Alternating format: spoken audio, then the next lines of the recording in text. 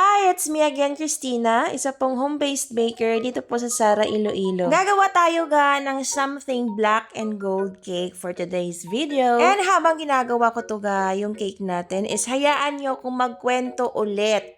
Yes, walang katapusang kwento Of course hindi lang puro magagandang nangyayari or karanasan yung ating isi-share sa inyo. Pati na rin yung sabihin na nating hindi magandang experiences o yung mga na-encounter ko as a baker. Ganon. So ito is nangyari way back 2021. Kung di ako nagkakamali, 2022, ganon, in between. So itong si client is nagpa-quote sa akin ng 2 cakes, fondant cakes actually, para sa birthday ng anak niya and then yung 2 fondant cakes na yon, yung isa ata is para sa pamangkin or dalawang cake mismo is para sa anak niya and then yung sabi niya may mag-e-sponsor daw.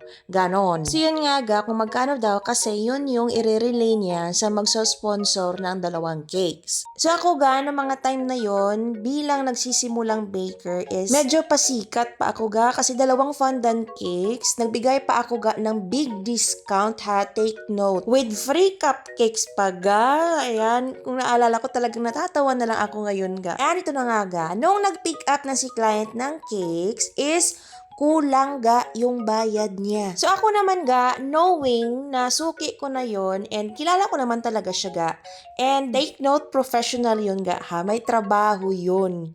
So yun nung nag-follow up na ako ng balance niya, almost 1,000 pesos pa yun Puro ba naman mga problema niya sa buhay yung mga nababasa ko May na-hospital si ganito, may pinagamot niya si ganyan, nagkasakit siya, ganon. Pero nakita ko sa post niya na ni-acknowledge niya yung mga nag-sponsor sa cake ng anak niya. So ipagpalagay na lang natin na binigay naman talaga sa kanya yung bayad ng mga sponsors. Yun lang, hanggang ngayon hindi alam ng mga nag-sponsors na hindi pa fully paid yung cake niya Diyos ko ma'am, ilang taon na po. Pero ako nag-adjust. Syempre, hindi ko na siningil. Nahiya ako Ayan, shout out po sa mga nag-sponsor ng cakes dyan. Kamustahin nyo naman po kung nabayad ba ng buo yung binigay nyo. Ganon!